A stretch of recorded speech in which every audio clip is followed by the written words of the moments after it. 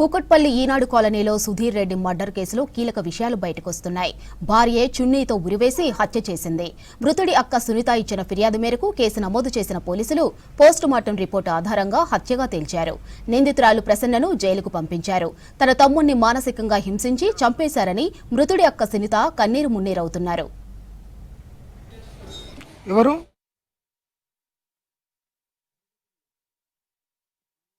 మా బ్రదర్ని వాళ్ళ భార్య వాళ్ళ కొడుకు ఇద్దరు కలిసి చంపేశారండి.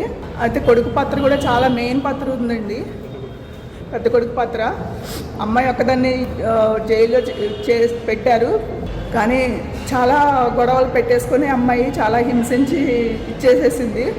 ఫస్ట్ పంచాయతీ పెట్టాము, పంచాయతీలో కూడా ఇద్దరు కలిసి కొట్టేశారు తన్ని, మా బ్రదర్ని. అలా కొట్టి కొట్టి కొట్టి మొన్న ఇంట్లో ఒక్కడే ఉండగా కొట్టి కొట్టి చంపేశారండి. మెడ నులివి చంపేశారండి. కొడుకు పట్టుకున్నాడు, తల్లి మెడ నులివి చంపేసిందండి. వచ్చినోడిని తీసుకుపోయి నా ఇంటికి వచ్చినోడిని తీసుకుపోయారమ్మ. తిరుగురు పంచాయతీ పెట్టారమ్మో. అక్కడ మేము ఉండగానే పెద్ద కొడుకును అమ్మకి వచ్చారమ్మో. నేను మా అల్లుడు ఉన్నోళ్ళు అల్లుళ్ళు అందరూ తీసిన వెళ్ళలేదమ్మో. వాడు నా కొడుకుని చంపేశారమ్మ.